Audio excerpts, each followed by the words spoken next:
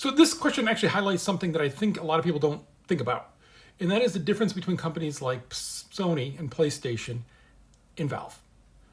So PlayStation, right? You have to because what you're seeing here is you're seeing a discussion about scale and the scale that is needed for success. And so Sony, and I'm going to be clear, I love both companies, and I really do.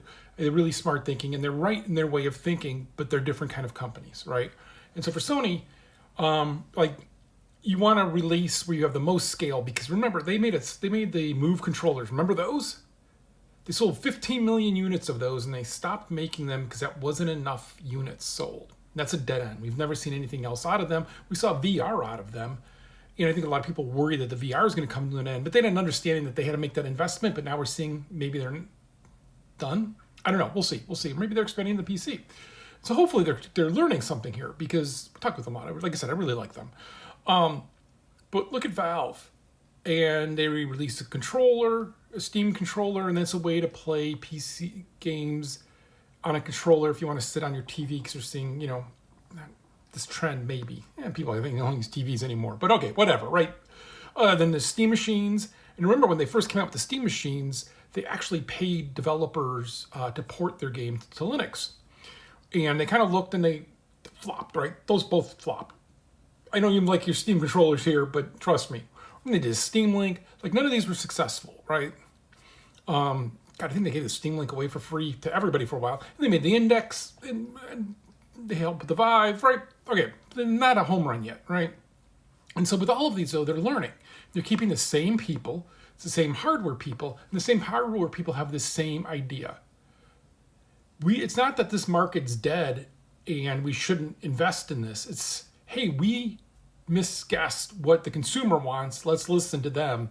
Let's keep building. Let's keep refining what we're offering them, because we think there's still something here, right? So first of all, like a lot of people maybe don't realize, who have a Steam Deck, which is like the success, which is the end result right now. I mean, we may go further, but the Steam Deck is like a home run, right? But Proton, underlying that is, I don't port my game to Proton. It ports itself.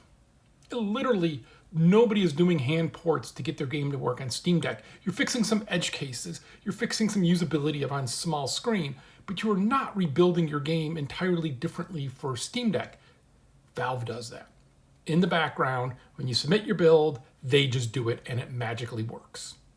That's why there's so many games on the Steam Deck. It just magically works, right? And it's all of that is because they keep the same people around with the same vision of what they're trying to do. And that means you don't care about the detail, you care about the direction. So the direction is, we want to make it easier for the way people play games now. So it used to be, let's target the TV. People don't use TVs as much as they do anymore, right? They have a handheld or their computers. So, okay. But we still want to open up and make sure that they can play, I think the canonical is the Civ games on something that needs that's a controller. How do you do that? Well, right, you keep making these changes and you keep adapting what you're doing, and you don't get caught up in the detail of saying, oh no, we're going to make a home machine that you can put on your TV. That's never the goal. The goal is always getting people and expanding how they can play PC games that normally meet a mouse and keyboard on whatever platform they want. And think about that. Go back and think. Think about how that could have been screwed up if they would have said, oh, our goal is to make a controller, or our goal is to make something that plugs into your TV.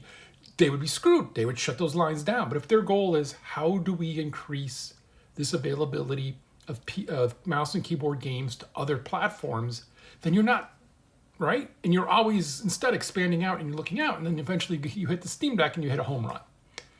And I don't think people really grasp how big of a difference, how big of a mental model difference that is between Valve and a lot of other companies, and why Valve is so successful.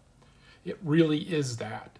It is, you eat the mistakes, you learn from them, and you have this goal. You have a goal. And a lot of that's Gabe. Gabe's a really smart dude. And so you see that coming out. And so, yeah, on you still see PlayStation 4 games and games that run on potato computers, because you're trying to get the largest market. But sometimes what you got to do is think of when you're what the market to be and keep driving it that way, and that is a difference. But I just thought this is kind of an interesting perspective of why people do that. We're talking about why people release games that work on potato computers.